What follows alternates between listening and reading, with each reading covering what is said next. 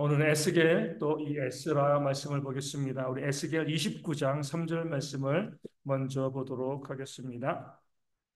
에스겔 29장 3절 말씀 우리 구약성경 1195면에 있습니다.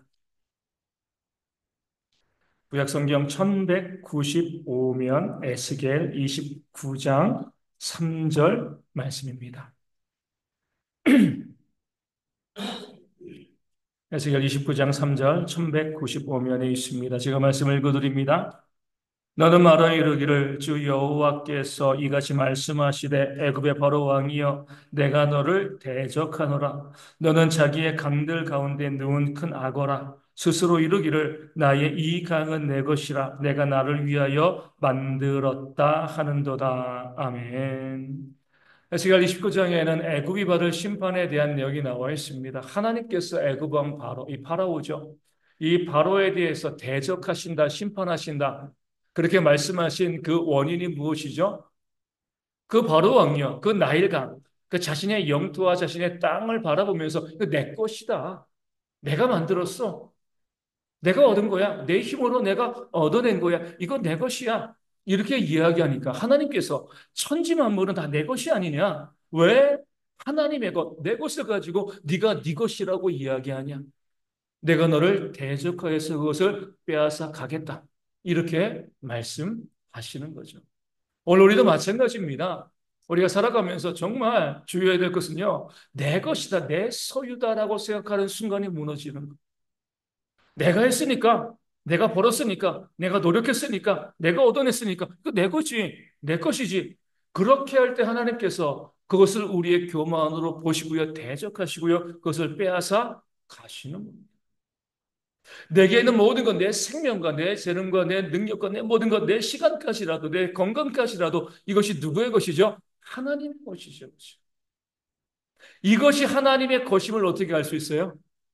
하나님을 위해서 선한 일들을 위해서 내 것을 섬기고 나누고 사용하고 쓸 수 있는 그런 모습이 있을 때, 아, 이것이 내 것이 아니다. 하나님의 것이다. 이렇게 이야기할 수 있게 되어집니다.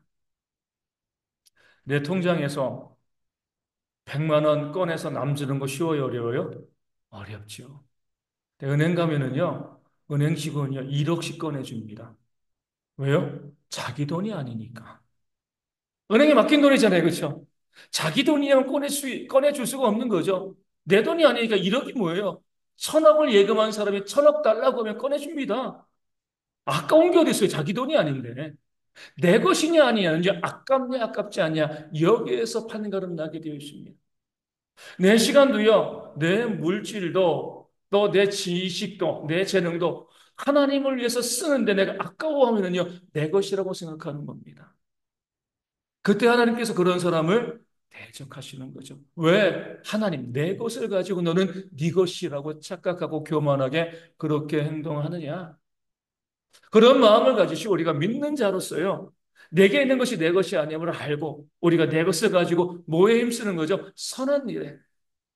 내 주변에 있는 이웃들을 위해서 또 어려운 사람들을 위해서 내 것을 섬기고 나눠주는 그런 삶에 애쓰고 노력할 때에 하나님께서 나의 것을 가지고 네가 선한 일에 힘쓰니까 내가 더욱더 너에게 복된 것으로 채워주시겠다 이렇게 말씀하시고 역사에 주시는 줄로 믿습니다. 움켜쥐는 것은 어리석은 섬기고 나눠주는 것이 성도들의 삶의 모습임을 오늘 바로 왕을 통하여서 우리 가운데 말씀하고 알려주고 있는 겁니다.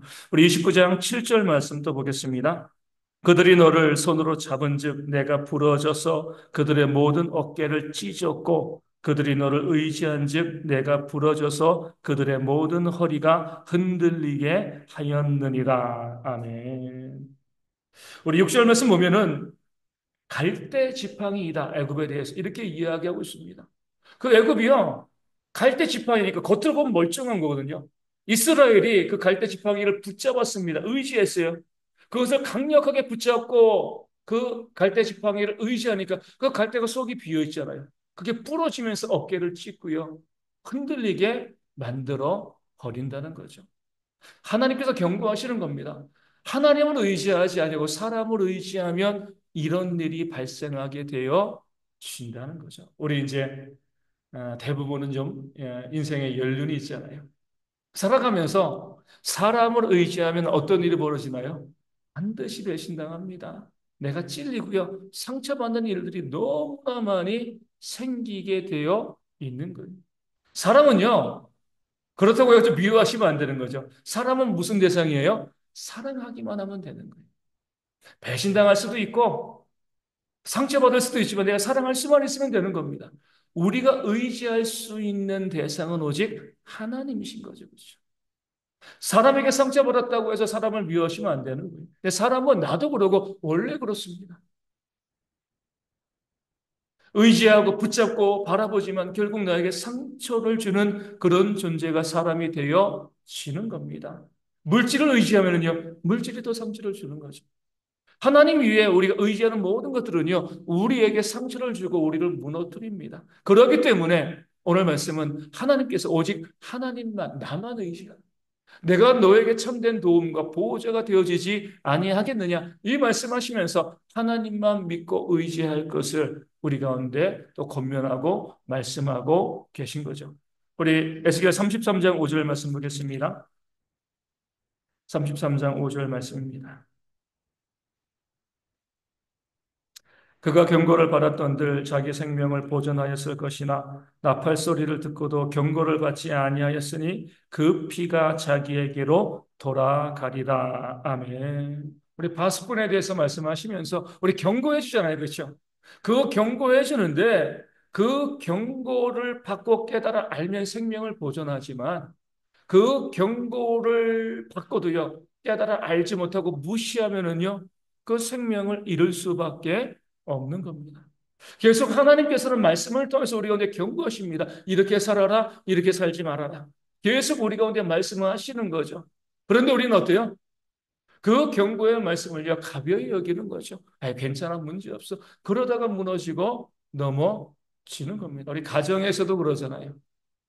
우리 자녀들이 어떻게 부모 말 잘 듣나요? 잘 안 듣죠. 그러니까 부모가 자녀들을 위해서 이렇게 했으면 좋겠어. 이렇게 살았으면 좋겠어라고 이야기해도요. 안 듣습니다. 그게 당연해요. 우리도 그랬고요. 우리 자녀들도 그러고 또 그 자녀들도 그럴 거예요. 나중에 후회하는 거죠. 아, 그때 엄마 아빠 말씀 좀 잘 들을 걸.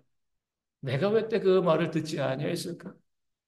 지혜로운 자는요. 그 하나님의 경고의 말씀을 듣는 거예요. 그 말씀을 새겨 듣고 그 말씀대로 순종하려고 애쓰고 노력하는 그런 삶을 살면 결국 어때요? 그것이 나에게 유익하다는 것을 깨달아 알게 되어지는 겁니다. 남들이 나에게 해주는 그런 말들 잘 들으시고 그 말이 물론 좋은 말도 있고요. 좋지 않은 말도 있겠지만 나를 위한 말이라고 하면 잘 듣고요. 그 말을 새겨 들을 때에 우리가 위험 가운데 벗어나고 하나님께서 우리 가운데 주시는 그런 은혜를 받아 누리게 되어질 줄로 믿습니다. 33장 31절 말씀 보겠습니다. 에스겔 33장 31절 백성이 모이는 것 같이 내게 나오며 내 백성처럼 내 앞에 앉아서 내 말을 들으나 그대로 행하지 아니하니 이는 그 입으로는 사랑을 나타내어도 마음으로는 이익을 따름이라. 아멘. 와서 듣기는 하는 거예요. 우리가 예배하는 것처럼 내 백성이 와서 듣기는 한다. 근데 뭐 하지 않는다고요? 그 말대로 행하지 아니한다는 거예요. 아무리 들어도요, 그 말을 행하지 아니하면 그것이 무슨 의미가 있겠습니까? 우리 이제 내일이 수능인데, 우리 저희 집 둘째가 수능도 벼락치기를 하더라고요. 내내 놀다가 일주일 전부터 막 문제지 사고, 그동안 좀 공부 좀 해. 공부 좀 해. 안 들어요. 맨날 교회에서 기타 치고 뭐 하고 안 들어요. 그러다가 일주일 남겨놓고 뭐 제가 이제 중간고사, 기말고사 벼락치기는 제가 많이 봤어도 수능을 벼락치기를 하는 사람도 있구나. 저희 자식을 통해서 지금 보고 있습니다. 벼락치기 하더라고요. 뭐 그렇다고 해가지고 계속 뭐 열심히 하는 것도 아니고 어찌되건 문제지는 사가지고 보는지 안 보는지 내일 또 이제 시험을 보게 되어 있습니다. 그러니까 계속해서 이제 이야기하는 거죠. 계속 이야기해도 네네네. 하지만 그대로 행하지 아니하면은요 안 듣는 거예요, 그렇죠? 우리가 하나님께서 우리 가운데 원하시는 순종입니다. 말씀을 많이 듣잖아요. 뭐 저도 이제 모태신앙인으로 어려서부터 엄마 뱃속에서부터 50년 이상을 교회 와서 말씀을 듣고 전하고 이렇게 말씀에 살며 살아가는데 많은 분들이 수십 년간 교회 와서 하나님의 말씀을 듣습니다. 그런데 어때요? 그 말씀대로 행하지 아니하지. 왜 우리가 말씀을 듣는데 말씀대로 행하지 아니할까요? 오늘 말씀에 이렇게 나와 있습니다. 마음으로는 이익을 따릅니다. 그러니까 욕심이 있기 때문에 자기 개인의 사욕, 개인의 욕심을 이익을 추구하기 때문에 하나님의 말씀에 순종하지 않는 겁니다. 원수를 사랑하라 말씀합니다. 그 말씀에 순종하지 않죠. 왜요? 원수를 사랑하지 않는 게 내게 유익하기 때문에 그래요. 원수를 사랑하면 손해보는 것 같거든요. 흩어 구제하라. 말씀에 순종하지 않습니다. 물질을 나누는 거 싫어하는 거예요. 내 이익에 반한다. 이렇게 생각을 하는 거죠. 그 이익 때문에, 그 돈 때문에, 그 유익 때문에, 그 욕심 때문에 하나님의 말씀을 듣고도요, 말씀 가운데 순종하지 아니하는 경우들이 우리 가운데 너무나 많이 있습니다. 하나님의 말씀은요, 우리로 하여금 이 땅을 살아가면서 손해보는 삶을 살기를 요구하십니다. 그런 말씀이기 때문에 말씀을 따르는 게 정말 어려운 것은 사실이죠. 하지만 그것이 하나님께서 우리에게 주신 그 생명의 말씀이기 때문에 그 말씀대로 살면 하나님께서 우리 가운데 채우심과 은혜의 복을 주시는데 내 개인의 이익을 따르다 보니까 그 개인의 이익을 생각하다 보니까요, 말씀대로 순종하지 않는 거죠. 몸은 와 있지만 마음은 닫혀져 있고 귀로는 듣지만 순종하지 않고 행하지 아니함을 통해서 하나님을 대적하는 그런 모습들이 우리 가운데 있는 거죠. 정말 우리가 믿는 자라고 하면 믿음은요 행함이죠. 그 말씀, 내가 듣는 말씀, 내가 들은 말씀대로 순종하는 그런 모습이 있을 때 내가 정말 믿는 자이다. 이렇게 이야기할 수 있게 되어지는 겁니다. 우리 36장 27절 말씀 보겠습니다. 36장 27절. 또 내 영을 너희 속에 두어 너희로 내 율례를 행하게 하리니 너희가 내 규례를 지켜 행할지라. 아멘. 아, 중요한 말씀이에요. 내 영을 너희 속에 둔다. 성령이 우리 가운데 임하게 되어진다는 것은 구원받은 자의 심령 가운데 성령이 임하십니다. 성령의 내주 이렇게 이야기하는데 성령이 우리 안에 거하시게 되어지는데 내 영을 너희 속에 두게 되어 우리가 성령을 받게 되어지면 어떤 일이 벌어지는 거죠? 내 율례를 행하게 되어진다는 겁니다. 내 규례를 지켜 행할지라. 이 말씀이 왜 중요하냐면요. 우리는 순종을요, 내 의지라고 생각을 해요. 아, 내가 순종해야지. 그러니까 순종해야지. 근데 하나님께서 말씀하시는 건 뭐예요? 그 순종의 가장 강력한 원인은 성령의 내주라는 거죠. 그러니까 구원받은 자들은요, 순종할 수밖에 없다는 거예요. 내 의지로 하는 것이 아니라, 내 의지로 하면 내 의잖아요. 내 의지로 하는 것이 아니라, 성령께서 내 마음을 감동시킴을 통해서 하나님의 말씀 가운데 순종하도록 나를 이끌어 가신다는 겁니다. 그러니까 우리가 믿음이 행함이고, 믿음이 순종이다. 그러니까 순종이 없으면 뭐예요? 믿음이 없다는 거예요. 믿음이 있는 자는요, 자기 의지야. 그 사람이 성품이 좋고 믿음이 좋아서 그런 것이 아니라, 믿음이 있는 자는 성령을 받은 자는요, 성령께서 그 안에 계시면서 하나님의 말씀대로 살아가게끔 사람들을 인도하시고 이끌어 가시는 거죠. 내 순종이 아니라 하나님께서 순종하도록 만들어 내신다는 거예요. 그렇기 때문에 우리는 순종을 통해서 행함을 통해서 내가 구원받은 자인가 그렇지 아니한 자인가를 우리가 깨달아 알 수 있게 되어지는 겁니다. 물론 우리가 완벽하게 순종할 수는 없어요. 하지만 순종의 의지는 있어야죠. 그러니까 순종하고자 하는 마음은 있어야죠. 내가 어떻게건 순종해야 돼. 그런 마음이 우리 가운데 있을 때 이 마음은요, 성령께서 주시는 마음이 되어진다. 그 마음을 통해서 아, 내가 구원받았다. 나에게 영생이 있다. 이 사실을 확인해 낼 수 있게 되어지는 겁니다.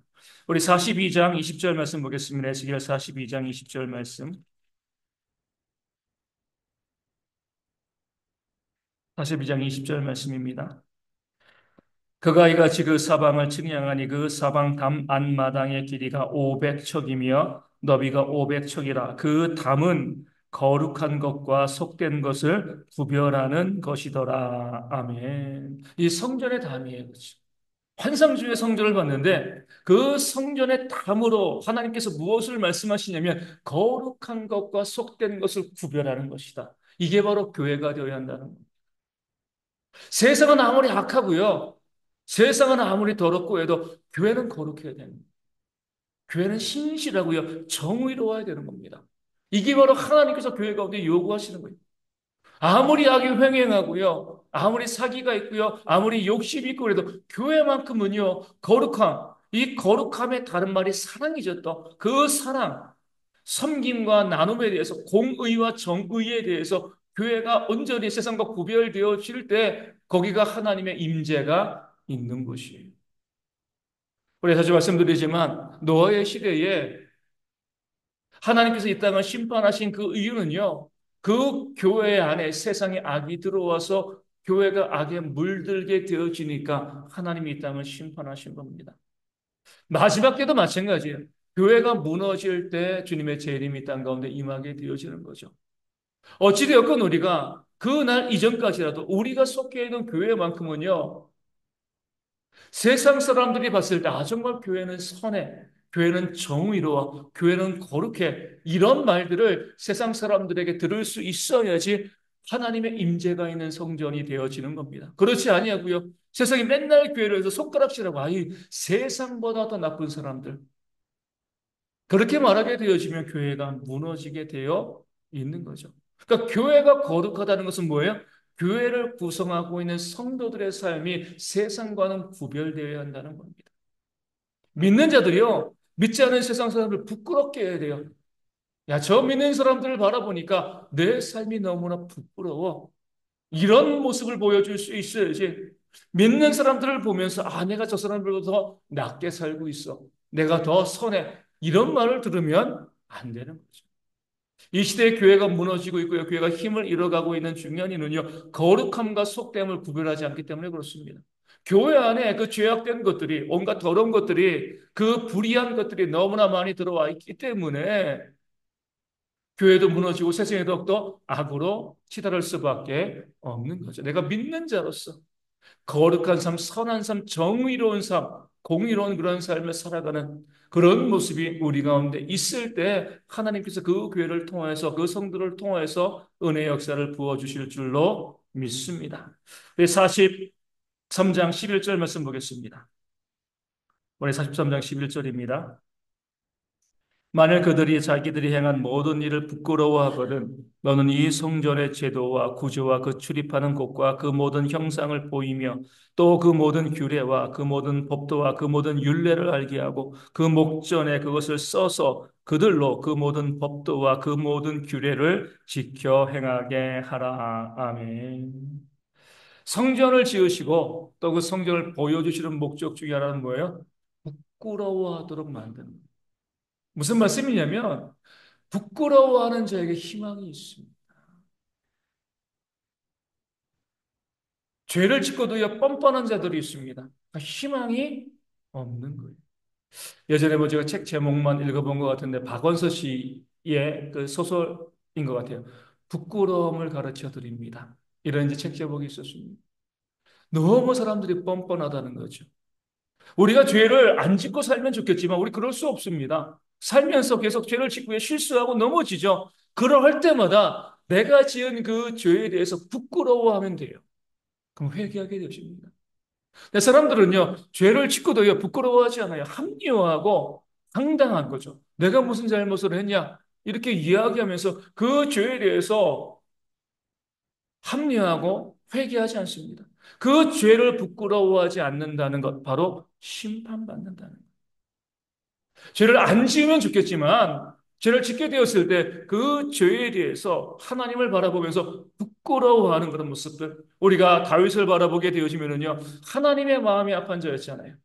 얼마나 그 심령이 깨끗하고요 정직하고 올바른 사람이었는지 몰라요.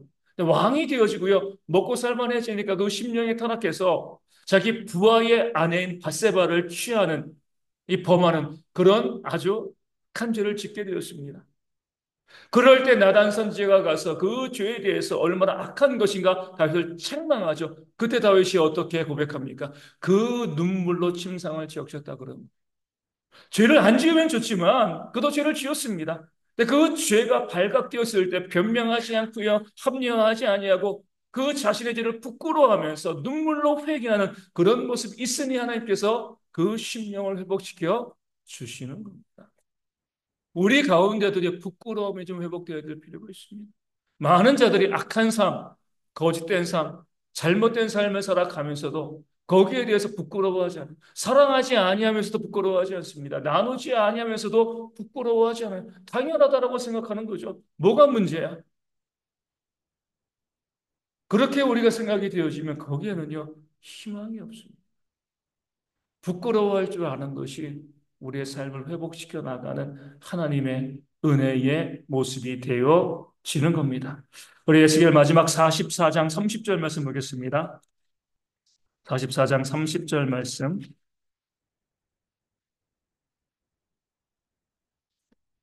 또 각종 처음 익은 열매와 너희 모든 예물 중에 각종 거주의 제물을 다 제사장에게 돌리고 너희가 또 첫 밀가루를 제사장에게 주어 그들에게 내 집에 복이 내리도록 하게 하라. 아멘. 우리에게 주신 모든 것, 아까 처음에 말씀드린 것처럼 내 것이 아니라 하나님의 것이기 때문에 감사의 마음으로 하나님께 예물을 드릴 때에 그 예물을 통해서 또한 성전에서 제사장들이 또 하나님의 백성들에서 기도하며 축복을 빌어주게 되어 지는 거죠. 오늘 새벽에도 말씀드린 것처럼 그럴 때에 내 집에 복이 내린다. 이렇게 말씀하고 있는 겁니다. 모든 것의 공급자는 하나님이신 거죠. 그 하나님께서 우리의 삶에 은혜와 복을 부어주시기를 바라는 그런 마음으로 또 기도하고 섬기는 것이 하나님의 교회의 일꾼들이 되어지는 거예요. 다른 것 때문에 교회를 섬기는 거 아니죠. 하나님 우리가 섬기는 이 성도들 그들의 삶에 하나님께서 넘치게 은혜와 복을 부어달라고 기도하고 부르시는 그 삶을 살아가게 되어지는 거죠. 그 삶에 집중할 수 있도록 헌신하고 도와주는 모습이 있을 때에 결국에는요, 성도들의 삶의 그 가정 가운데 하나님께서 부어주시는 그 복이 임하게 되어질 줄로 믿습니다. 아침에도 이제 우리 아이들 이제 학교에 이제 데려다 주는데 우리 정인이 포함해서 이제 네 명이 이제 그 차에 탔습니다. 내일이 시험이잖아요. 처음에는 시험 보는데 무슨 선물을 줄까 하다가 그게 무슨 소용이 있겠어. 그래가지고 네 명 딱 타고 학교 이제 아침에 그 시간 빠듯한데, 야, 잠깐만 있어봐. 오늘은 내가 너희를 위해서 기도해 줄게. 함께 기도하자. 그래서 그 아이들 차에 태워놓고, 하나님 얘네들이 내일 다 수능 시험 보게 되어지는데, 하나님 기억하여 주시고, 또 좋은 결과로, 또 자신들이 원하는 그 미래의 길이 열릴 수 있게 하여 주옵소서. 아침에 기도하고 그렇게 출발을 하였습니다. 목회자가 할 일이잖아요. 그렇죠? 그들에게 축복하는 겁니다. 복을 빌어주는 거예요.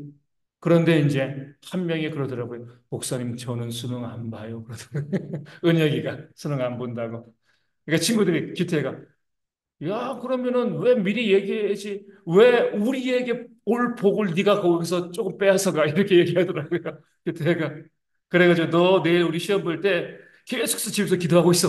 이렇게 이제 아이들이. 근데 그렇게 이야기하는 모습이 너무나 귀한 거예요. 그렇죠? 아이들이. 그렇게 이야기할 수 있는 것이. 그러니까 목회자로서 뭐 이것저것 뭐 줄 수 있는 것도 있겠지만 내가 하나님의 일꾼으로 세움받은 그 중요한 이유는 우리 성도들에게 하나님의 은혜와 복이 임하기를 바라는 그 마음을 가지고 기도하고 축복하는 거거든요.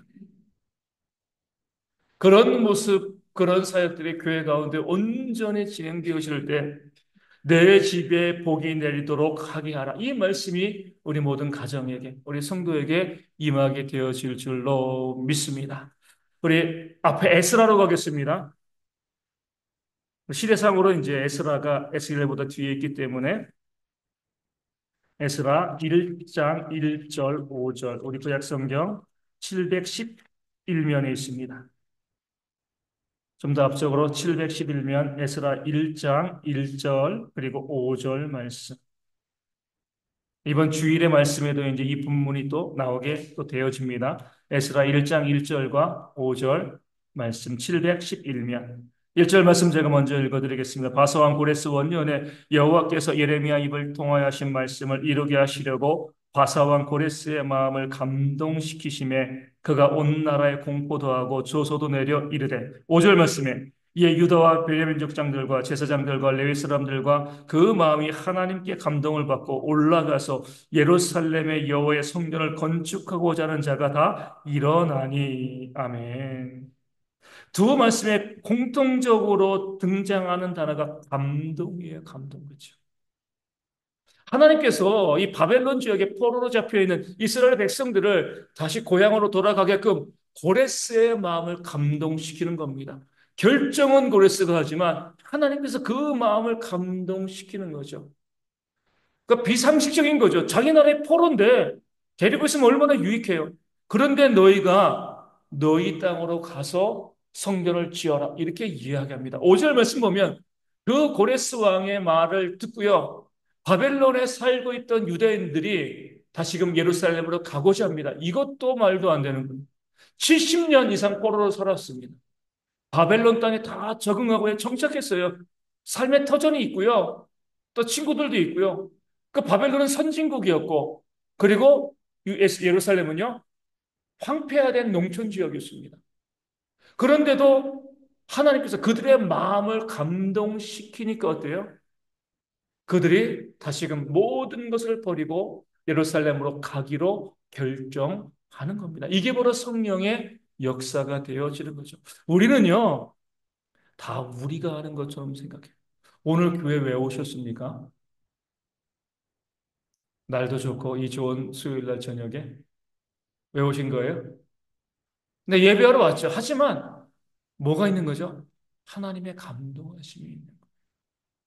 보이지 않는 하나님의 역사. 우리 뭐 계속 나 매번 왔는데 매번 와도요. 매번 하나님의 감동하심이 있게 되어 지는 겁니다. 우리 나연이도 나와서 예배하고 있는데 뭐 엄마에게 끌려왔는지 잘 모르겠지만 하지만 거기도 뭐예요? 내가 안 간다고 말하는 거죠. 그렇죠? 하나님의 감동하심이 왜 나오게 하셨을까요? 하나님께서 또 은혜와 복을 주시기 원하시기 때문에 그런 거죠. 하나님께서 우리를 감동시키신다. 우리가 선을 행하고 우리가 순종하고요, 예배하고 그 모든 삶에 하나님의 감동하심이 있다는 거 기억하셔야 돼요. 하나님께서 우리로 이렇게 역사하신 겁니다. 그렇기 때문에 우리가 내가 했습니다, 내 것입니다 이야기할 수 없는 거예요. 하나님께서 주신 것이고 하나님께서 하셨습니다. 이렇게 고백하게 되어지고 그런 고백을 주님께서 들으시면 어때요? 더 풍성한 것으로 채우시는 역사가 우리 가운데 있게 되어질 줄로 믿습니다. 우리 에스라 2장 68절과 69절 말씀 보겠습니다.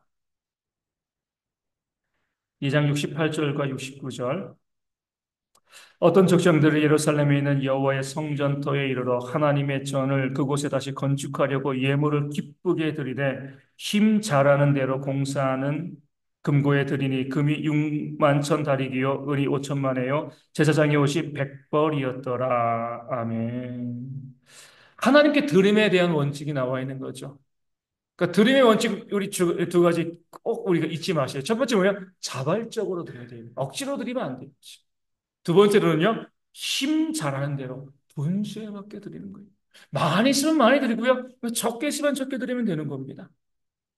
하나님께서는 우리가 기쁘게 또 자원하여 자발적으로 드리고요, 우리가 우리의 삶의 형편에 맞게 드리는 것 기쁘게 받아 주시는 줄로 믿습니다. 모든 헌신과 모든 드림에 이런 원칙이 있어야 되고, 그럴 때 하나님께서 교회를 온전히 세워 가시는 그런 역사가 일어나게 되어 지는 겁니다. 우리 7장 6절 말씀 보겠습니다. 에스라 7장 6절 말씀입니다.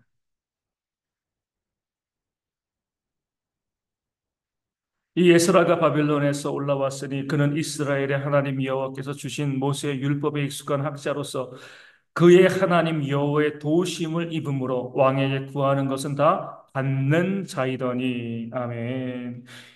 아주 중요한 원리가 나와 있죠. 에스라가 그 이방인 왕에게 구하는 것을 어때요? 다 받아요. 누가 주는 것처럼 보이죠? 그 왕이 주는 것처럼 보이는 거죠.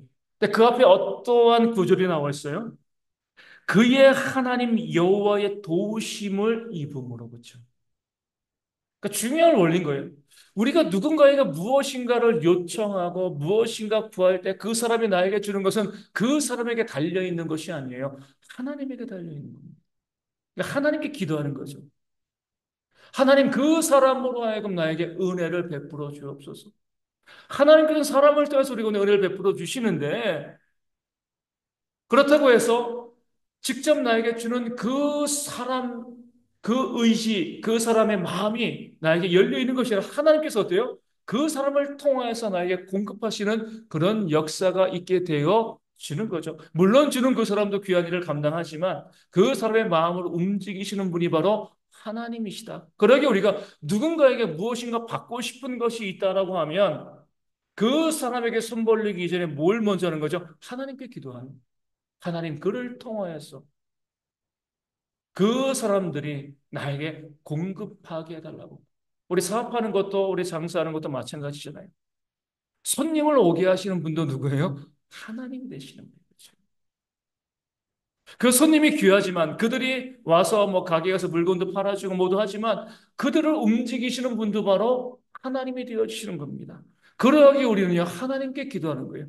하나님의 도우심을 입음으로 인하여서 왕에게 구하는 모든 것을 다 받는다. 이렇게 말씀하고 있기 때문에 우리는 항상 하나님께서 이 사업과 이 일들과 이 모든 것을 주관해 주시기를 우리가 기도하게 되어 지는 거죠. 그러니까 사람을 의지하고 사람 바라보는 것이 아니라 하나님을 의지하라 라고 말씀하고 알려주고 있는 것입니다. 우리 9장 2절 마지막으로 보겠습니다. 에스라 9장 2절 말씀입니다. 그들의 딸을 맞이하여 아내와 며느리로 삼아 거룩한 자손이 그 지방 사람들과 서로 섞이게 하는데 방백들과 고관들이 이 죄에 더욱 으뜸이 되었다 하는지라. 아멘. 죄를 지었는데 누가 으뜸이 되었어요? 백성들의 리더가 그렇죠. 우리나라도 마찬가지잖아요. 백성들이 죄 지는 거 별로 없습니다. 정치하는 사람들이 어떻게 보면 이 나라를 이끌어가는 자들이 죄를 짓는 경우들이 많이 있는 거죠. 문제는요. 윗물이 맑으면 아랫물이 맑은 것처럼 리더들이 범죄하게 되어지면은요.